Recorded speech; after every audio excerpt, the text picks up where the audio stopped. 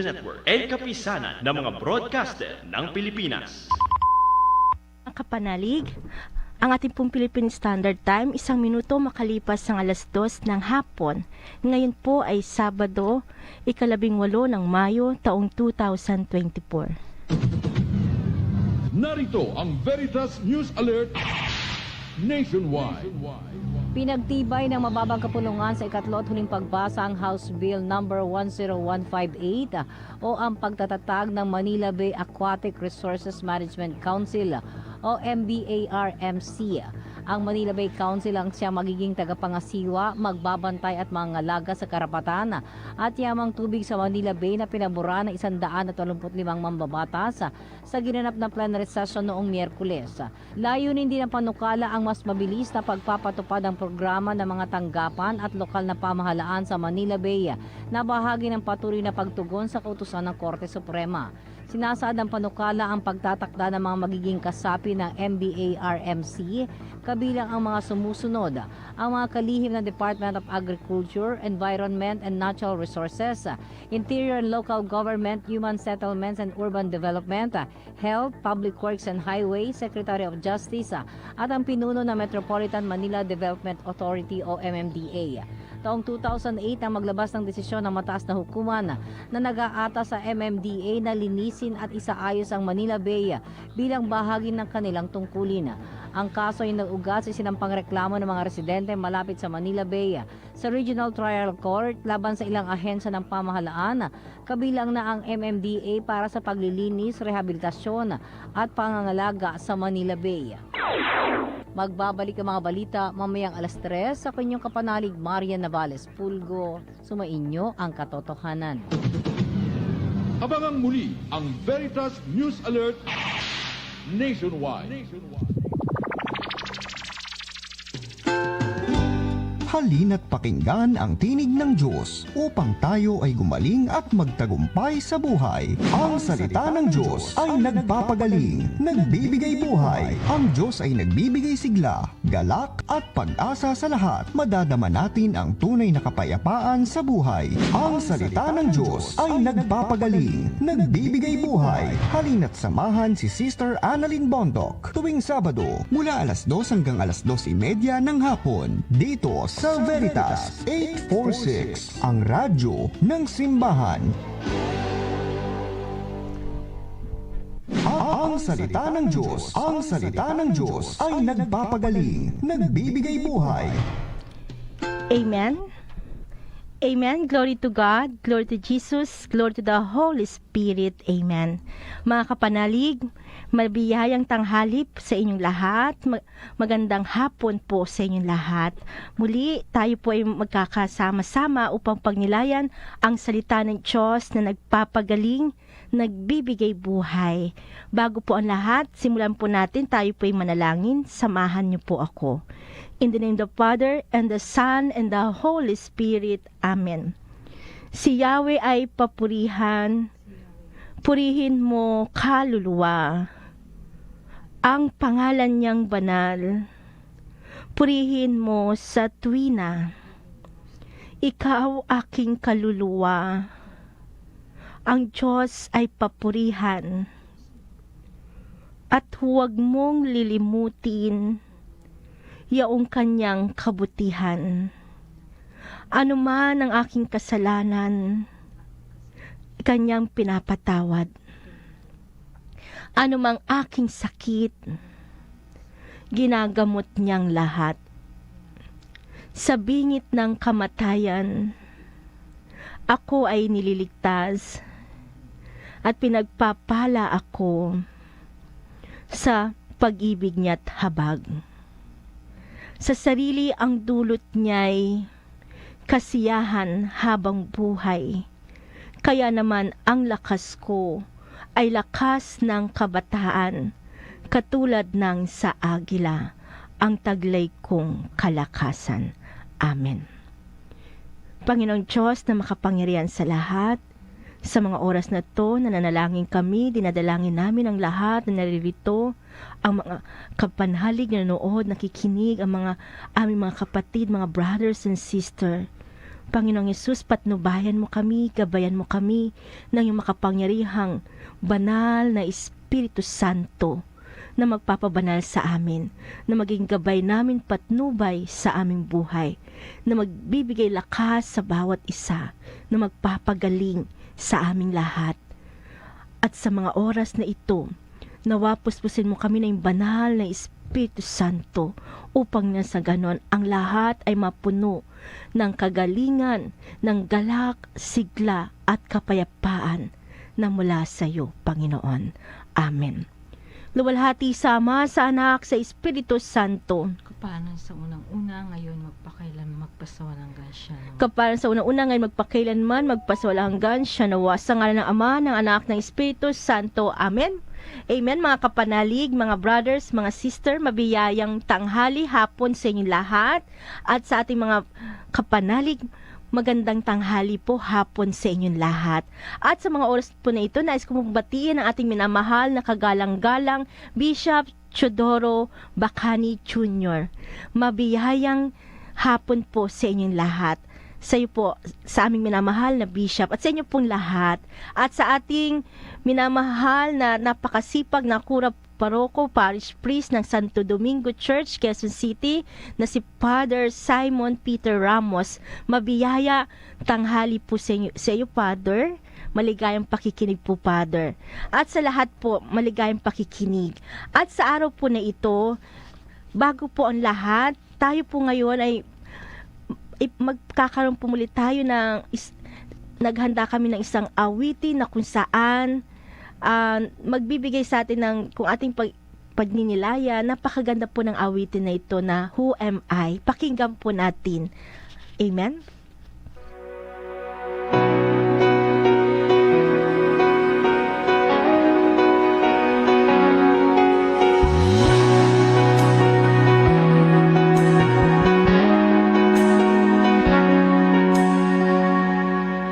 Who am I that the Lord of all the earth would care to know my name, would care to feel my hurt? Who am I that the bright and morning star would choose to light the way for my ever-wandering heart? Well, not because of who I am, but because of what you've done. Not because of what I've done, but because of who you are. I am a flower quickly fading, here today and gone tomorrow, a wave tossed in the ocean, vapor in the wind. Still you hear me when I'm calling, Lord, you catch me when I'm falling, and you told me who I am. I am yours. I am yours.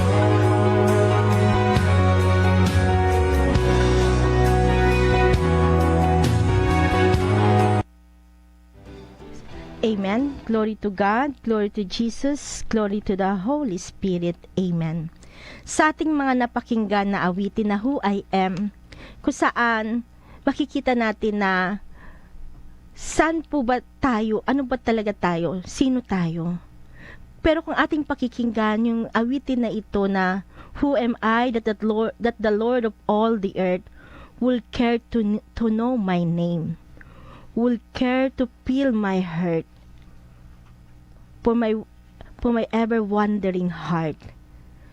So, tayo po ay tao, pero hindi po basta tao lang.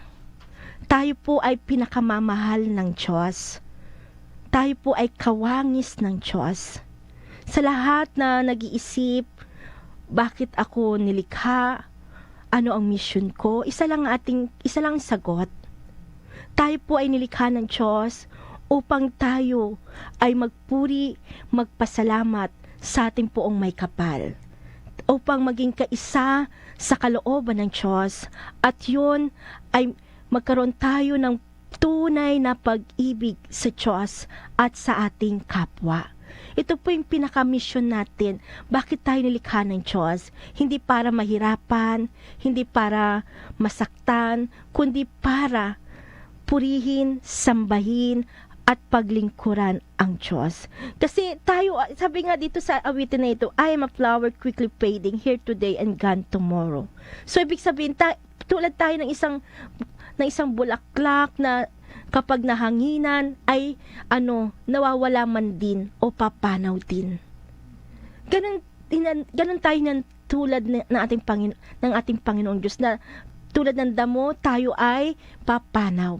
So, ibig sabihin, pero hindi yun ang point. The point is, hindi tayo basta lilisan sa mundong ito na wala lang. Nawa, kung tayo man ay lilisan at papanaw sa mundong ito, nawa mag-iwan tayo ng yung pinakamahalaga. Ano po yun? Yung maganda, yung kabutihan na maaalala ng lahat. Hindi yung aalis ka, lilisan ka sa na kung ano lang gusto mong ginawa.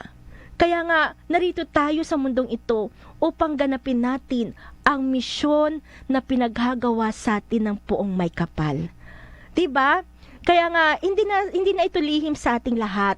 Ano ba yung misyon na pinaghagawa sa atin ng Diyos? Ano ba yung nais niyang ipagawa sa atin? Kasi who am I? Marami pa rin naguguluhan. Ano ba yung dapat kong gawin? Ano ba yung tama kong gawin? Ano ba yung dapat kong gawin? Who am I? Isa lang, sabi ko nga, ang sagot ay, tayo ay sa Diyos. I am yours. Tayo ay para sa Diyos. Tayo ay para sa Panginoong Hesukristo. Hindi tayo dapat na sumalungat o lumaban sa kalooban ng Diyos. Nawa maging kaisa niya tayo sa misyon sa mundong ito. At yun ay magasiik, magtanim ng pag-ibig, ng kabutihan sa lahat. Who am I? Tayo na makakasagot. Tayo ba ay nakasunod sa nais ng Diyos? O tayo ba ay isang alibughang anak na kung saan naliligaw tayo ng landas? Alalahanin natin, tayo ay kawangis ng Diyos. Tayo ay mayroong physical na katawan at spiritual na katawan. Ibig sabihin, we have two composed of body.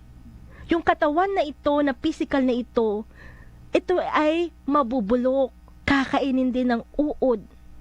'Di ba? Sabi nga ni Lord, 'di ba? Ano sabi sa atin ng Diyos? Basahin ko lang po. Ang sabi niya sa atin dito, ano maipagmamalaki mo o tao? Ikaw ay sa alabok lang nagmula at sa alabok din magbabalik. Ito po sabi sa atin ni Lord. Basahin ko lang po mga kapanalig. Diba? Ano maipagmamala kung wala ang Diyos, kung wala ang Diyos, walang kaligayahan ang sinuman. Masdan mo ang taong dinanalig sa Diyos na upang maligtas sa taglay niyang yaman ay doon nanangan kaya napahamak. At hindi lang po yun. Sabi nga ng ating Panginoong Diyos sa Propeta Job, kay Propeta Job, chapter 1, verse 21, hubad akong lumabas sa tiyan ng aking ina.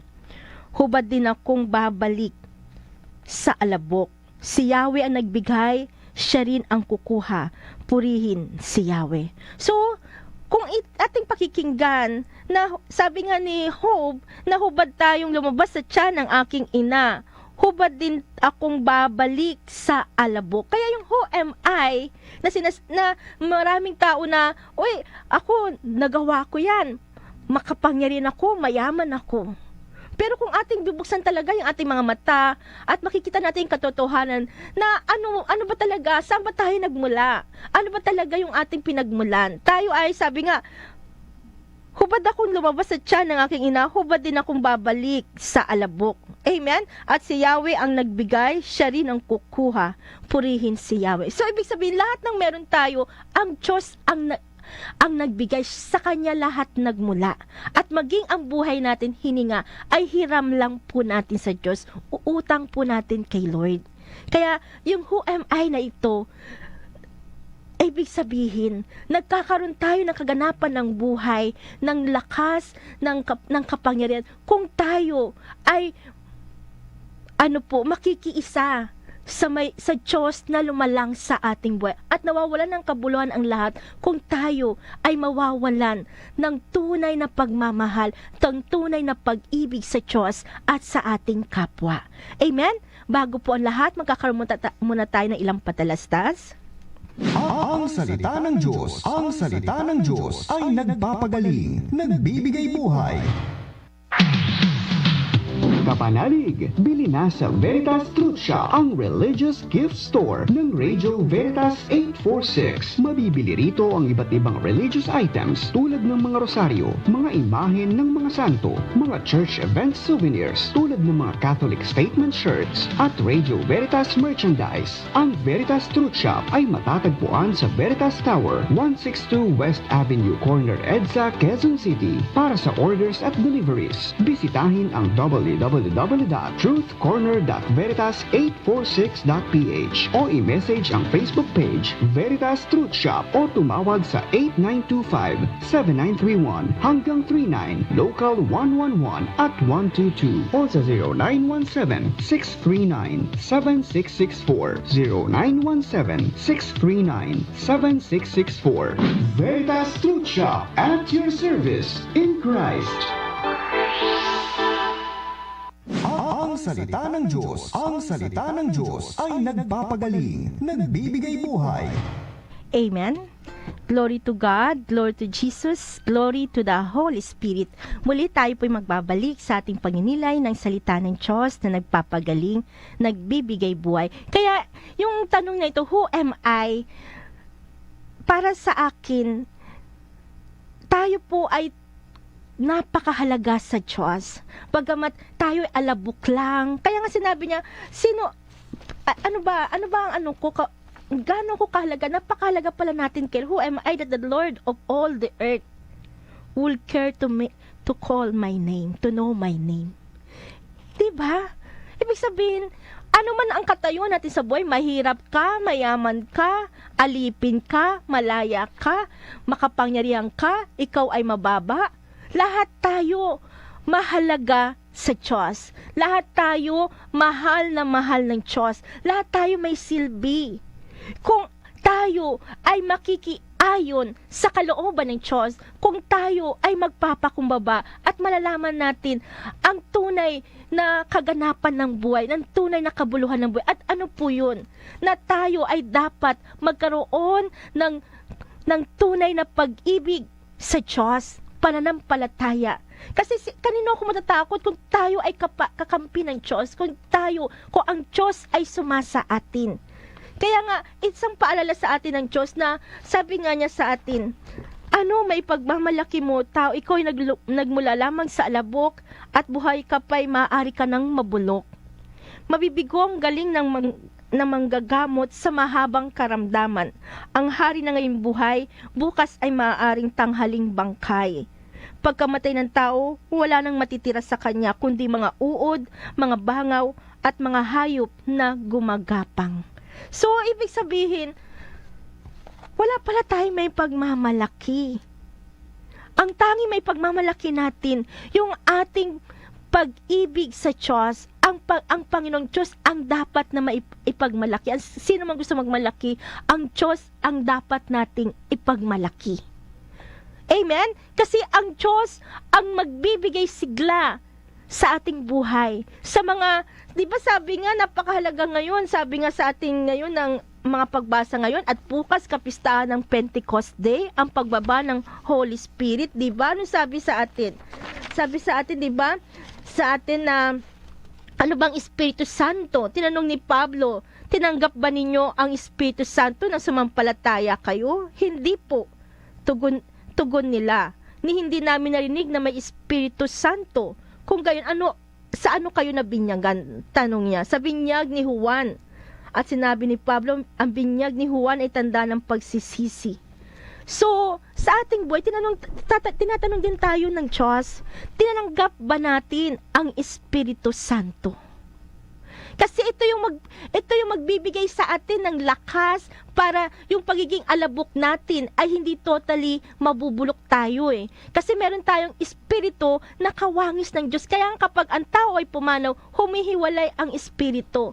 At kapag ang tao, di ba, kahit imbalsam mo na, wala ka nang mararamdam kasi wala na yung espiritu. Kasi ang Espiritu Santo, yan ang nagpapabanal sa atin, nagbibigay ng lakas at kapangyarihan. Kapangyarihan na ano? Hindi kapangyarihan ng black magic, kundi kapangyarihan na magkaroon ka ng lakas na lumaban sa kasinungalingan ng mundo. Magkaroon ka ng kapangyarihan na ipagtanggol ang katotohanan, ang katarungan at ang tama. Na hindi ka aayon sa mali. At ito hindi mo magagawa without the help of the Holy Spirit. Amen? Ibig sabihin, ang lakas, ang lahat, magiging ganap tayo kung tayo napupuspos ng Holy Spirit. Kasi, basahin ko lang po. Sabi nga sa atin, di ba? Ang Espiritu, ang gawin niyong patnubay sa inyong buhay at huwag niyong susundin ang pita ng laman. So, ito yung dapat natin gawin na patnubay. Ano daw pong dapat natin gawin na patnubay? Ang Espiritu ng Panginoong Diyos.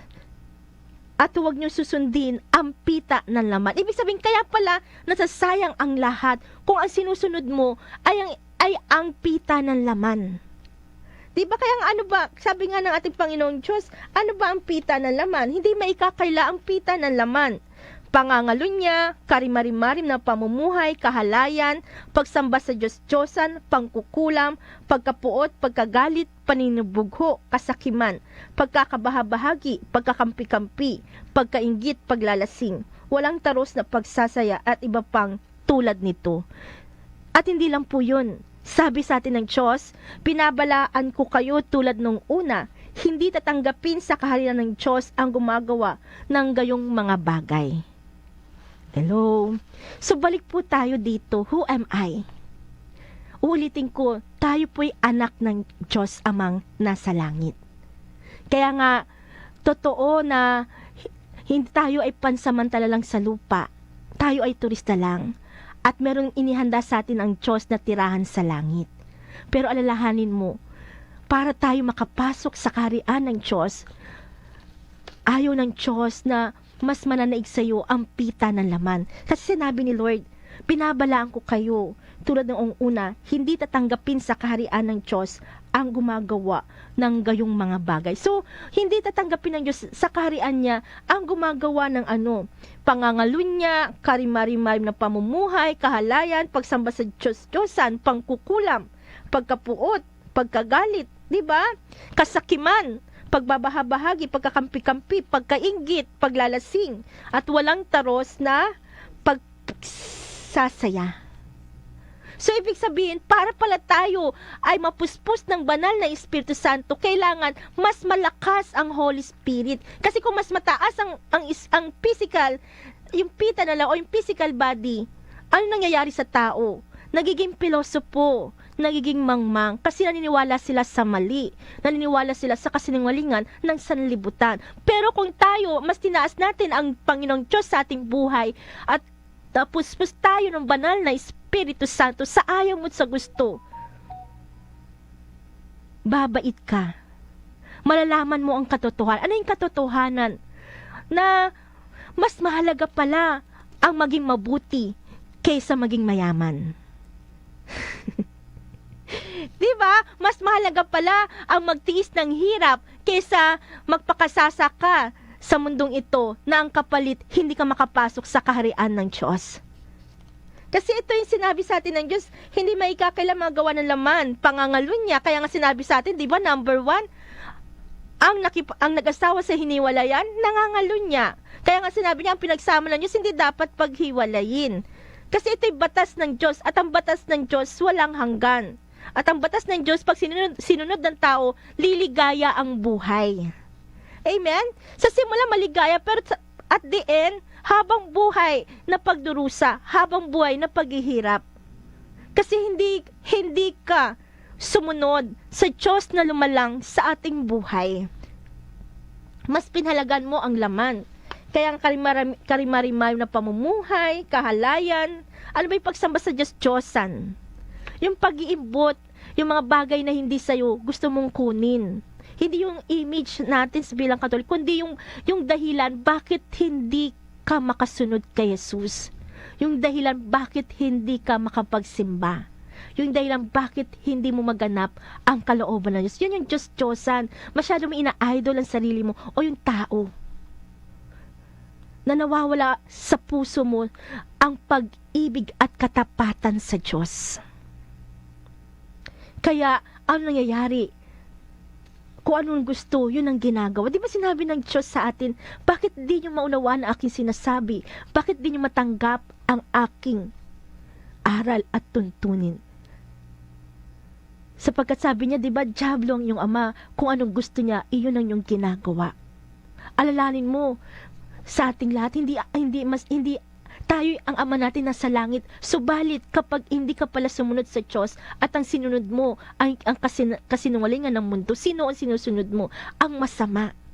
Kaya nawawalang halaga yung lahat ng ating ginawa kung hindi natin nasunod ang Diyos sa ating buhay.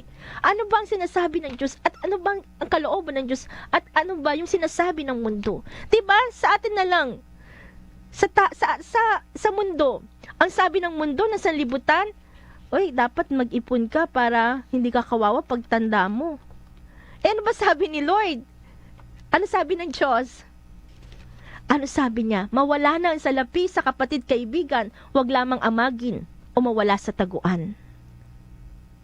So, magkalaban. Totoo naman magkalaban ang espiritu at ang pita ng laman. Kaya nga sinabi ng Diyos, may taong trabaho ng trabaho pero patuloy lamang humahangos. May tao naman babagal-bagal, walang kaya, sadsad sa hirap. Pero nung siya'y nilingap ng Diyos, siya'y nakabangon, umunlad ang kanyang buhay at marami nagulat sa nangyari sa kanya. Ibig sabihin mga kapanalig, mga brothers and sisters, para pala tayo umunlad at bumangon. Anong sabi ng Diyos? Magpalingap tayo sa Diyos. Alam mo sabihin magpalingap, magpasakop ka sa Diyos kung ano ang utos niya, ang batas niya, kung anong kalooban niya, susundin natin, tatanggapin natin ang kanyang aral at tuntunin upang malingap tayo ng Diyos.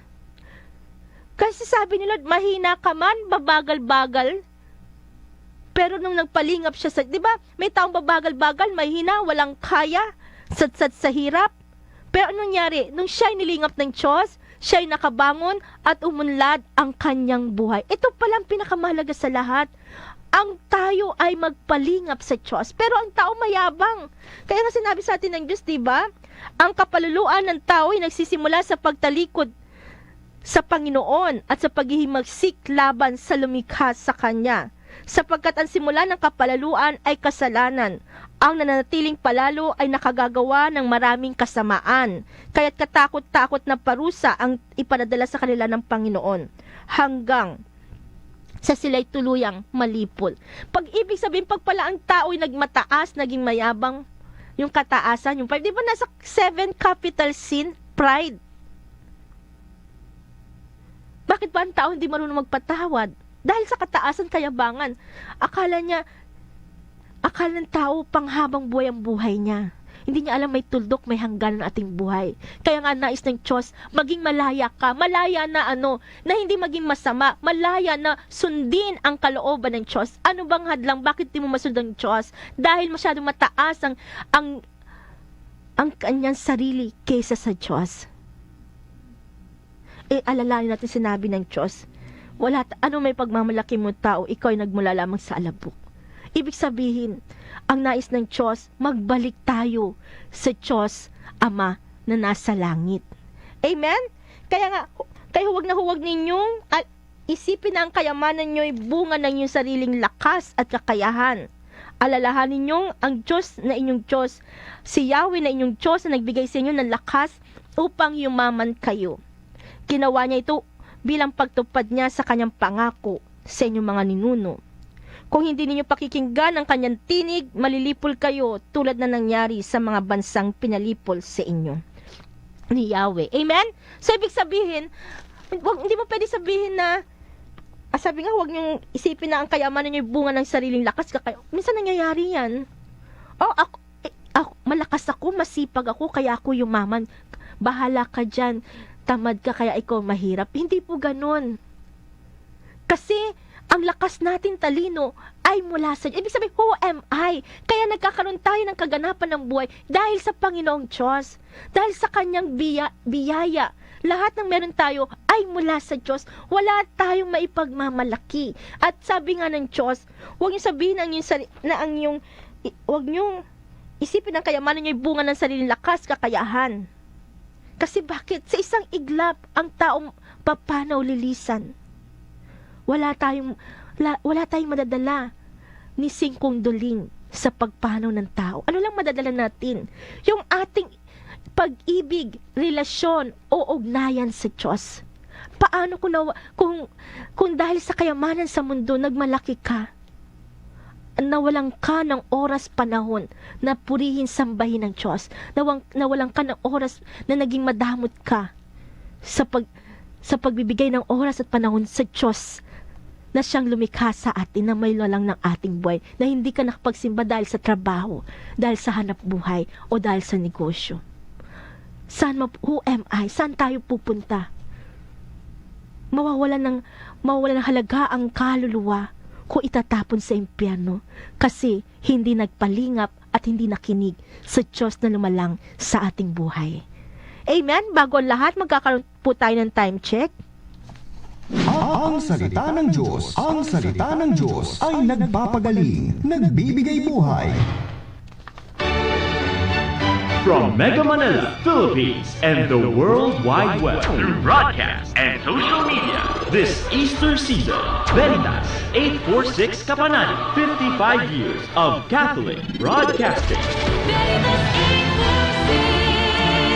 846, ang radyo ng simbahan. Member, Catholic Media Network, and kapisanan ng mga broadcaster ng Pilipinas. Mga kapanalig, ang ating pong Philippine Standard Time, 33 minuto makalipas ng 2:00 ng hapon. Ang salita ng Diyos ay nagpapagaling, nagbibigay buhay. Kaya pag balik pumuli tayo, pagpatuloy natin ang ating pagninilay, ibig sabihin, ang buhay natin ay nakasalalay sa Diyos. Hindi natin hawak ang ating buhay. Kaya nga sabi nga ng Diyos, diba, hindi gamot na pantapal ang nagpagaling sa kanila, kundi ang makapangyarihang salita ng Diyos ang nagpagaling sa sangkatauhan. Ang Diyos ang may kapangyarihan sa buhay at kamatayan ng tao. Ang masamang tao ay maaaring pumatay, ngunit hindi siya maaaring bumuhay ng patay. Ang Diyos ang may kapangyarihan magpalaya sa kaluluwang bilanggo ng kamatayan.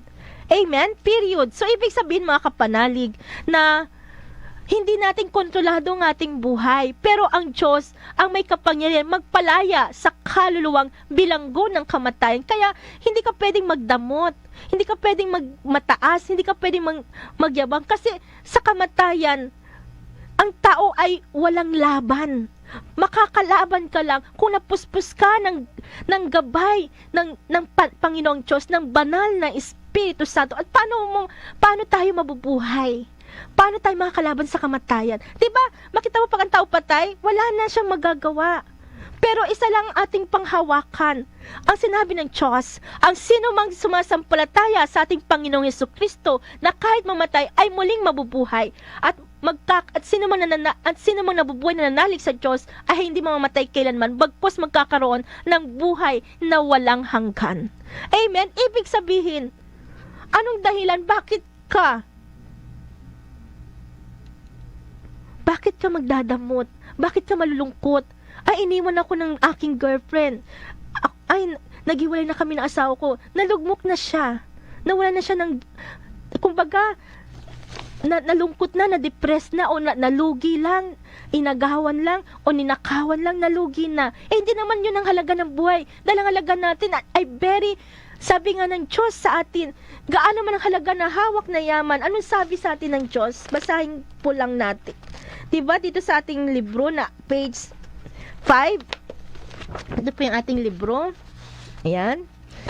Yung ating libro na, ayan, yung color blue. Sa page 5, mga tao naghahambog sa yaman ni nanalig, dahilan sa yaman nila ay tumaas ang pag-iisip. Hindi kaya ng sino man ang sariling matubos. Hindi kaya mabayaran, tubusin sa kamay ng Diyos. Ang bayad sa kanyang buhay ay halagang sakdal taas. Gaano man ang halagang hawak niya ay hindi sapat upang siya ay mabuhay na hindi na magwawakas at sa labi ng libingan ay hindi na mapasadlak. So ibig sabihin, ito yung sinasabi sa atin ng Diyos, ang katotohanan na hindi mo kayang bilhin ng buhay. Kahit gaano halaga mong hawak na yaman, hindi kayang bilhin ng buhay. Kaya isang paalala sa atin ng Diyos na huwag tayong umasa sa kayamanan ng mundo. Huwag kang umasa sa pera, sa lupain, sa mga bagay na nauubos, nawawala. Kasi hindi yan na magbibigay sa iyo ng buhay, ng hininga. Ang nagbibigay sa atin ng buhay at nagliligtas sa atin sa kamatayan, walang iba kundi sino? Ang Panginoong Jesucristo na kung saan maraming tao, winawalang halaga nila ang paglilingkod sa Diyos. Makikita natin ang mga alagad ni Jesucristo, ang mga propeta. Si Elias hindi namatay. Hindi naman siya milyonaryo. Bakit di siya namatay? Dahil tapat siya na naglingkod sa Diyos. Sinunod niya ang Diyos. Isinigaw niya, ipinangaral niya ang makapangyarihang salita ng Diyos. At dahil dito, kinalugdan siya ng Diyos. Ipinaglaban niya ang Diyos sa kanyang buhay. Diba sabi niya, hindi tama ang pagsamba niya sa Diyos-Diyosan, sa Baal. Nakipag-away siya kay Reyna Jezebel at kay Haring Akab. Kasi mali ang kanilang pagsamba. Pero ano nangyari? Diba siya nalang natitira na propeta ng Diyos? Pero anong ginawa ng Diyos? Tinulungan siya, niligtas siya ng Diyos sa kasamaan ni Reyna Jezebel. At yung Reyna Jezebel, Haring Akab, sila buhay pa, kumbaga, 'di ba, ang kanilang labi ay lalapain ng aso. Pero si Elias, ang nangyari kay Elias, hindi siya namatay, sinundo siya ng Diyos, nagpadala ang Diyos ng karwayeng apoy na kabayo at iniakyat sa langit. Ito pong ibig sabihin ng Diyos, na kapag ang tao pala ay napuspos ng Holy Spirit at sumunod siya sa kalooban ng Diyos, kahit anong mangyari, ililigtas ka ng Diyos, maging sa kamatayan man, aagawin ka ng Diyos. Maging sa kapahamakan man, ililigtas ka ng Diyos. Kaya sa ating lahat, kaya nga ikaw, Panginoon, ang wika ko sa aking Diyos, kabutihan tinanggap ko, ikaw ang nagkaloob. Pagkat di mo tutulutan, ang mahal mo ay malagak sa balon ng mga patay, upang doon ay maagnas, ituturo mo ang landas na buhay ang hahantungan. Sa piling mo madarama ang lubos na kagalakan, ang tulong mo ay magdudulot ng ligayang walang hanggan. So ito yung pangako sa atin ng Diyos. Di niya tutulutan, ang mahal niya ay malagak sa balon ng mga patay. Kaya nga kung maalala natin, di ba nagtalo-talo ang mga Saduceo at mga Pariseo dahil sinabi ni Pablo na, ano sabi ni Pablo? Basahin ko lang po. Sabi niya, dahil sa pag-asa kong muling mabubuhay ang mga patay, ako'y nililitis ngayon. At matapos itong sabihin ni Pablo, nagtalo-talo mga Pariseo at mga Saduceo. Sapagkat ang mga Saduceo ang sabi ng mga Saduceo, hindi muling mabubuhay ang mga patay at walang anghel o espiritu. Subalit ang mga Pariseo na may naniniwala sa lahat ng ito. At lumakas ang kanilang sigawan. Amen? So nagtatalo-talo sila. Ang Saduceo hindi naniniwala may espiritu. Hindi rin sila naniniwala may anghel. At hindi rin sila naniniwalang muling bubuhay ng mga patay. Mga kapanalig, kayo po. Ano po paniniwala nyo? Ito lang po, pakinggan natin. Dapat sa Diyos tayo maniwala sa sinabi ng Diyos. Hindi sinasabi ng tao. Ano sabi ng Diyos? Sabi niya, di ba? Mga kapatid, sabi niya. Basahin ko lang po. Bakit sinasabi niya, ngayon kung pinapangalan namin si Kristo'y muling nabuhay, bakit sinasabi ng ilan sa inyo na hindi muling bubuhayin ang mga patay? Kung totoo yan, lilitaw na hindi muling binuhay si Kristo. So ibig sabihin, mali po yung sinasabi ng tao na hindi bubuhay ang mga patay. Kasi sabi niya, di ba, kung ang pag-asa natin kay Kristo ay para lamang sa buhay na ito, tayo na ang pinakakawawa sa lahat ng tao. Ano ibig sabihin ng Diyos? Ibig sabihin, huwag kang umasa dito lang sa lupa. Kasi kung pag-asa mo dito kay Kristo ay para lamang sa buhay na ito. Ano yung para sa buhay lamang na ito? Para lamang dito sa mundong ito, sa lupang ito. Anong sagot ng Diyos? Ikaw na ang pinakakawawa sa lahat ng tao.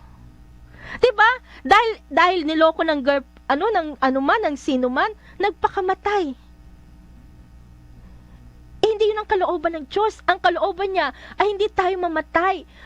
Hindi natin dapat kukunin o wawakasan ng buhay dahil hindi natin ito pagmamayari. Wala tayong panghawakang permanent sa buhay. Maging ang buhay natin, hiram natin sa Diyos. Kaya pinakakawawa kasi bakit? Umasa ka sa pera, sa isang iglap. Pag nagkasakit ang tao, naubos.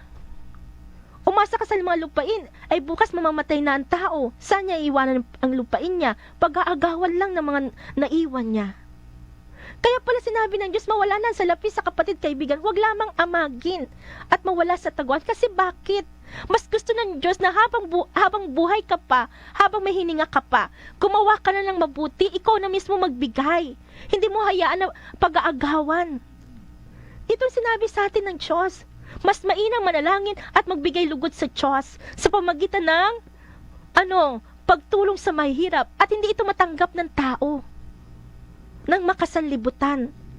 Kasi sasabihin nila, pinaghirapan ko ito. Pero ang tanong, si Jesucristo nga pinakamayaman sa lahat, may-ari ng langit at lupa. Anong ginawa niya? Bumaba siya sa lupa, inabot niya ang mga mahihirap, tinulungan niya. At siya'y namuhay sa kadustaan upang mapagyaman niya tayo ng kanyang kadustaan. Ibig sabihin, para sa Diyos, ang tunay na kayamanan ay yung ating kabutihan na ginawa, hindi yung dami na naipon mo. At nawawalan halaga ang lahat kung hindi mo nagawa ang mabuti at ang pag-ibig mo sa Diyos at sa kapwa mo. Kaya nga sabi sa atin ng Diyos, sa ating lahat, kung ang pag-asa natin kay Kristo ay para lamang sa buhay nito, tayo na ang pinakakawawa sa lahat ng tao. Kaya nga sabi niya, ang kahuli-huli, ang kaaway na kanyang lulupigin ay ang kamatayan. So itong natalo ng Diyos ang kamatayan. Ibig sabihin, kung natalo ni Jesucristo ang kamatayan, ang lahat may pag-asang mabubuhay na walang hanggan. May eternal life. May muling pagkabuhay. Kaya huwag kayong maniniwala, bakit nyo pa dinadasalan yung patay? Ay patay na yan. Anong sabi ng Diyos? Kung hindi gayon, anong halaga ng pagbabautismo ng mga tao para sa mga patay? Kung talagang hindi bubuhay muli ang mga patay, bakit pa nagpapabautismo ang mga tao alang-alang sa kanila? So, ibig sabihin, napakahalaga ng panalangin, pagbabautismo sa mga patay, di ba? Kaya nga ang tatay ko bago namatay, sabi ko, tay, huwag mo titignan yung iiwanan mo. Huwag mo titignan kung wala kang iiwan sa amin. Kasi bago siya mamatay, 3 days bago siya mamatay, sabi niya, anak, mamimiss kita. Sabi ko, tay, nandito lang naman ako eh. Kaya ko sinabi yun, ayaw kong ang isip niya ay nasa lupa. Gusto ko nasa langit. Sabi ko, tay, huwag mong titingnan yung iiwanan mo, wala kang iiwan. Ang tingnan mo si Jesus nakapako sa krus, na ang sino mang nananalig sa kanya. Sabi ko, huwag mong titingnan yung tignan mo si Jesus nakapako sa krus, makikita mo kung gaano kakamahal ng Diyos. At ang sino mang sumampalataya sa kanya ay hindi mamamatay. Hindi ko alam, nakikinig ang tatay. At sa huling hininga niya, tinatanggal niya oxygen niya. Kasi gusto ng mga doktor na lagyan siya ng tubuhan siya. Sabi na, gusto ng pamilya ko, sabi ko, gusto ko makapagpuri siya kay Lord. Kaya ang binigay sa kanya ay BiPAP oxygen. Tinatanggal niya yun. At bakit niya tinatanggal? Ayun pala magpupuri sa Diyos. Sabi niya, wala na. Praise the Lord. Hallelujah. Ito yung napakahalagang yugto ng buhay natin. Na kahit sa huling hininga natin, makikita natin ang pag-ibig ng Diyos. Hindi ba kayo naawa sa mga taong nagpapakamatay? Na nawalan ng pag-asa? Samantalang mayroong nag-ahali ng buhay para sa ating lahat, at yun ang Panginoong Jesucristo. Iniahali niya ang kanyang buhay hanggang sa kamatayan sa krus. Bakit? Dahil mahal na mahal tayo ng Diyos, may halaga ka. Kung tinitignan mo yung ginawa sa iyo ng tao na masama, huwag mong tignan Tingnan mo si Jesus, yung napakalaking kabutihan at napakalawak ng habag ng Diyos sa mga tao. Who am I? Sino ako na pag-alayan ng buhay? Para hindi ako mapahamak sa impyerno. Para hindi ako mamatay at maagnas. Ganito tayo kamahal ng Diyos. Tapos, huwag mong hayaan na dahil lang sa pera mag-aaway-away kayo. Huwag mong hayaan na dahil lang sa pera hindi mo maganap ang mission mo sa Diyos.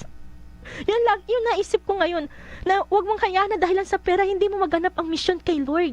Na dahil lang sa pera magkakagalit-galit kayo. Alalahanin mo si Jesus, binigay niya ang lahat. Inialay niya ang lahat, maging ang buhay niya. Para lang maligtas niya ang tao.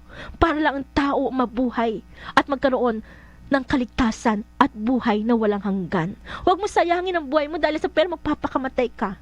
Na dahil lang sa mga bagay sa mundo, iniwang ka lang ng sino man o inagawang ka. Hindi mo nakita ang kahalagaan ng buhay.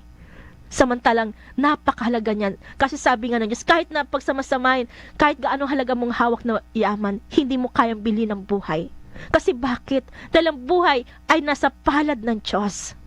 Diba, maalala mo hindi ko matanda kung anong pangalan nito, si Ezekiel ba, nung siya mamamatay na, at sinabi ng propeta Isaias, mamamatay ka na, hindi ka na mabubuhay. Yung karamdaman mo na yan, magiging kamatayan mo na. Anong ginawa niya? Lumuha siya sa Diyos. Nanalangin siya, ako'y tapat na naglilingkod sa iyo. At lumuha siya at nakita ng Diyos sa kanyang pagluha. At anong nangyari? Binigyan pa siya ng 15 years na extension of life. Ito pala yung kailangan natin. Yung lumuha tayo sa Diyos, lumapit sa Diyos, magbalik loob, at maglingkod sa Kanya ng tunay at tapat, upang tayong maligtas sa kapamakan, sa kamatayan. Amen? Bago po lahat, magkakaroon tayo ng ilang break. Ang salita ng Diyos ay nagpapagaling, nagbibigay buhay. Malaking bahagi ng ating bansa ay nasa Extreme Caution Heat Index at marami ang nasa Dangerous Classification. Kaya protektahan ang ating sarili upang mapanatiling malusog ang ating pangangatawan. Kapanalig, let's beat the heat ngayong tag-init. Panatilihing hydrated ang katawan sa pamamagitan ng pag-inom ng sapat na tubig at umiwas sa mga alcoholic beverages at colorful drinks. Hanggat maaari, manatili sa loob ng bahay o opisina mula alas 10 ng umaga hanggang alas 4 ng hapon, gumamit ng sunblock, payong, sombrero at kasuotan na maaaring pananggalang sa init ng araw kung kayo ay lalabas. Magsuot ng mas maluwag at maninipis na damit para sa mga estudyante. Iwasan ang mag-aral sa mga lugar na mainit o sa ilalim ng sikat ng araw. Kapanalig, let's beat the heat ngayong tag-init. Isang paalala mula sa inyong kapanalig na himpilan, Veritas 846, ang radyo ng simbahan.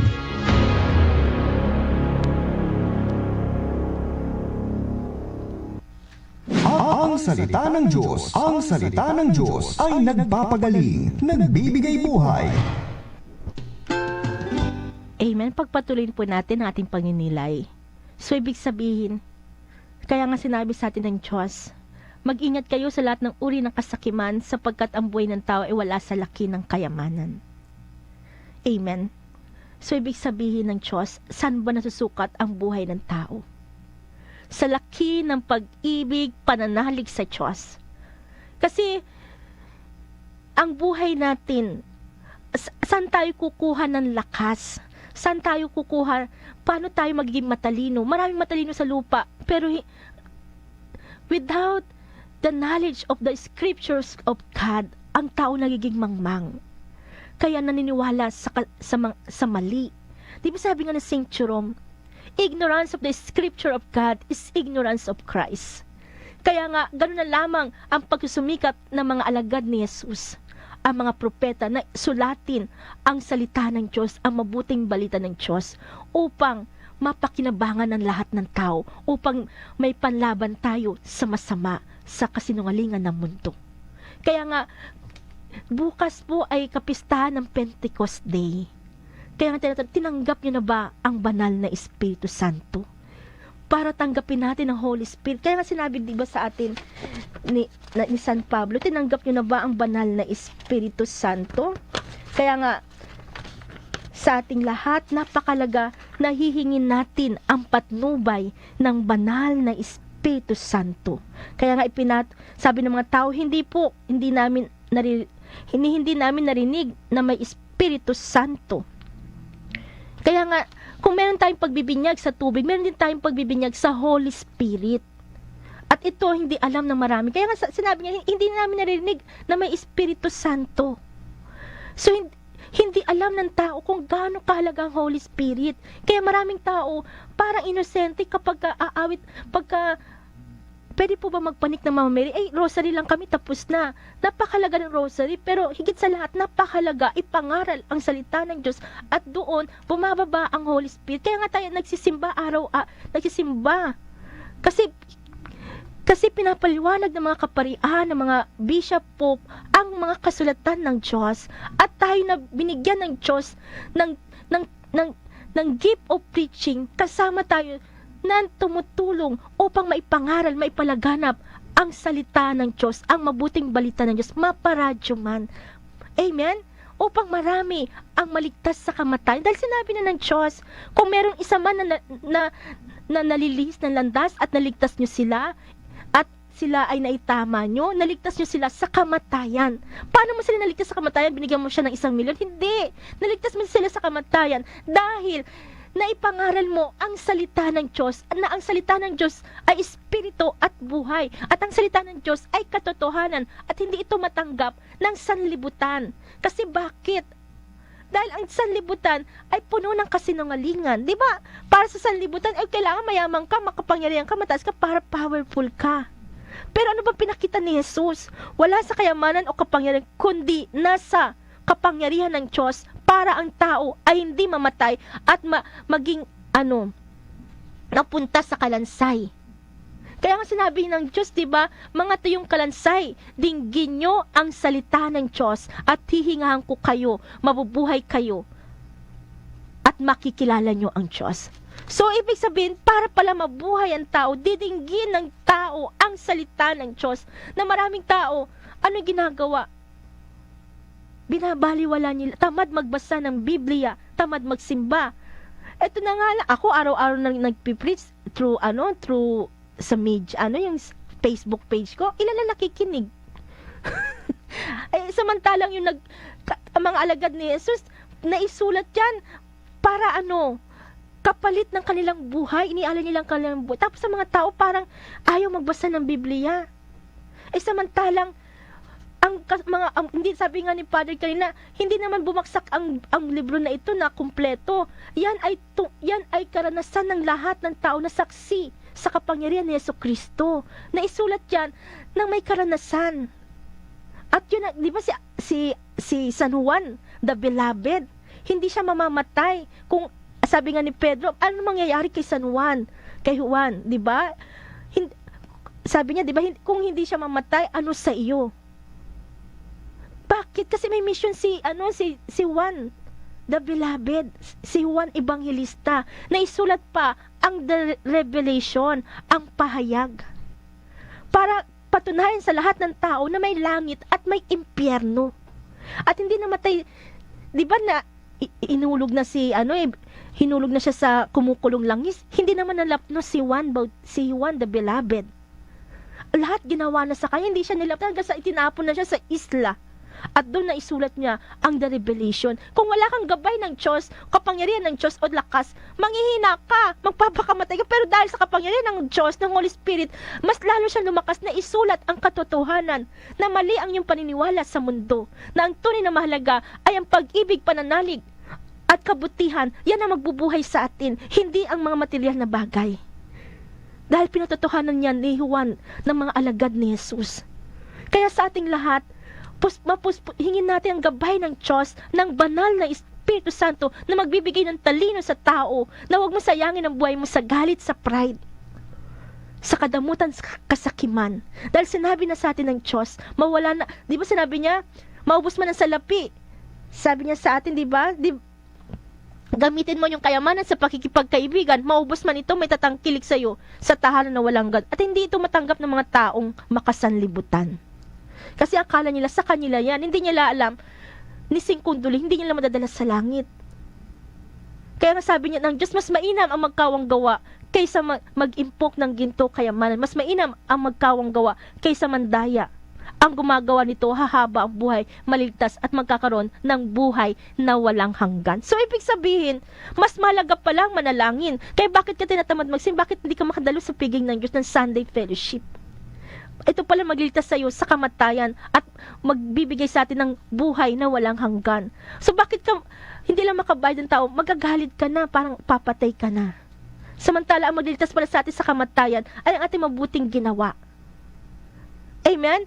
At ang magiging dahilan ng kapamakan ng tao ay ang kasamaan na ginawa niya o yung kawalan niya ng pag-ibig at habag sa kanyang kapwa. Kaya sabi ng Diyos, huwag mong hanapin ang kamatayan sa paggawa ng masama. Dahil sa totoo lang, hindi niya kinasiya, isa man ang mawala o mamatay. Amen? Kaya sa ating lahat, sabi sa atin ni Lord, manatili kayo sa aking pag-ibig kung itinutupad niyo ang aking mga utos. Kaya nga sabi niya, di ba? Sinasabi ko sa inyo, sabi niya sa atin, at bakit kami nalagay sa panganib sa lahat ng oras, walang araw na di ako nabibingit sa kamatayan. Sinasabi ko ito sapagkat kinarangal ko kayo alang-alang kay Kristo Jesus na ating Panginoon.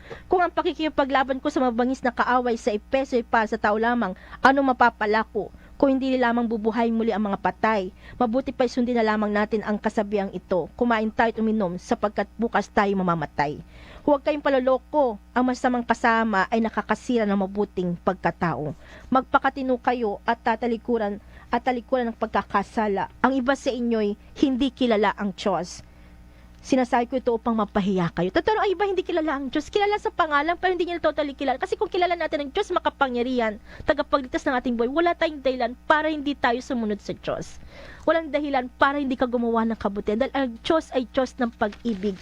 Kaya nga, sabi nga, di ba, paano bubuhayin muli ang mga patay? Ano magiging uri ng kanilang katawan? Hangal, hindi mabubuhay ang bining itinanim hanggat hindi iyon namamatay. So, tadaan talaga tayo sa proseso.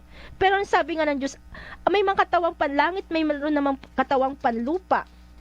Kaya nga sabi niya, di ba? Sabi niya sa atin, gayon din sa muling pagkabuhay ng mga patay. Ang nilibing ay mabubulok, ngunit hindi mabubulok ang kailanman ang muling binuhay. Walang karangalan at mahina ng ilibing, marangal at malakas sa muling pagkabuhay. So, ibig sabihin, walang karangalan ng ilibing at mahina. Di ba yung mga mahirap, wala naman silang karangalan at mahina naman sila. Pero kung siya'y namubuhay na tapat sa Diyos, naglingkod sa Diyos, ipinaglaban ang Diyos, ang katotoang kataro, malakas siya at marangal na nagkaroon siya ng buhay, ng muling pagkabuhay. Kaya huwag kang after sa lupa. Mas hangarin natin ang karangalan sa langit. At yun ay sundin at mapuspos tayo ng banal na Espiritu Santo. Ang banal na Espiritu Santo ay kapag tayo napuspos ng Holy Spirit, ano sabi niya? Diba? Ito ay pag-ibig, mapupuno ka ng pag-ibig, kagalakan, kapayapaan, katsagaan, kabaitan, kabutihan, katapatan, kahinahunan, pagpipigil sa sarili. Ang Espiritu nagbibigay buhay sa atin, kaya ito rin ang dapat maghari sa ating mga buhay. Huwag tayo maging palalo, palaaway, at mainggitin. Amen? Kaya ngayon, humingi tayo ng gabay ng Diyos, hingin natin ang banal na Espiritu Santo. Awitin natin, Come, Holy Spirit.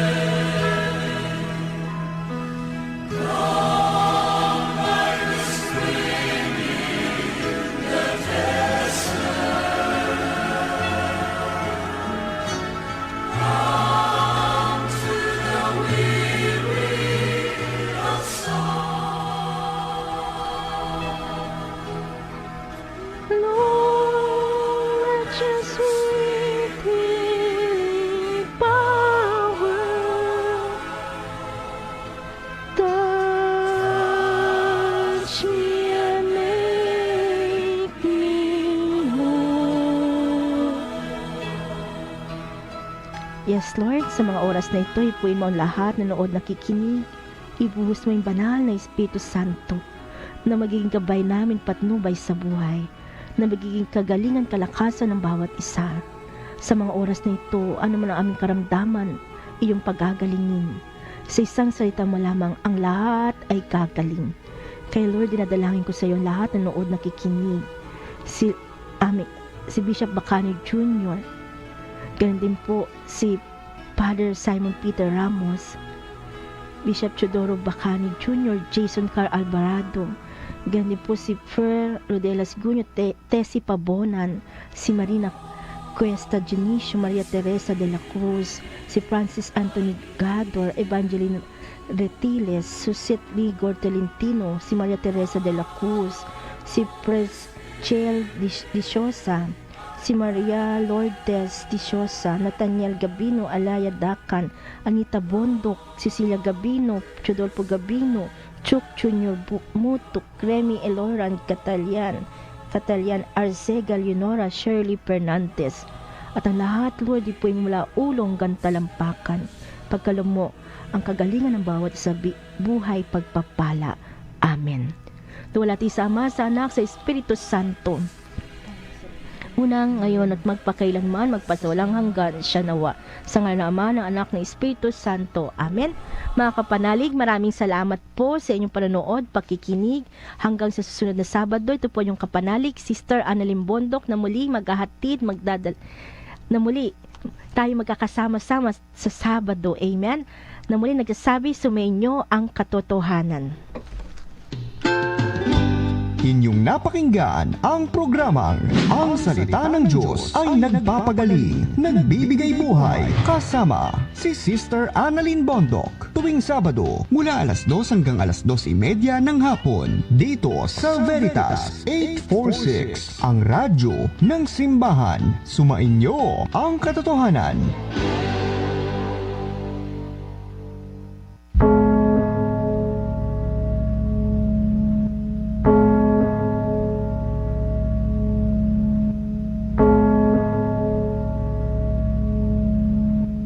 Panalangin sa ikatatlo ng hapon.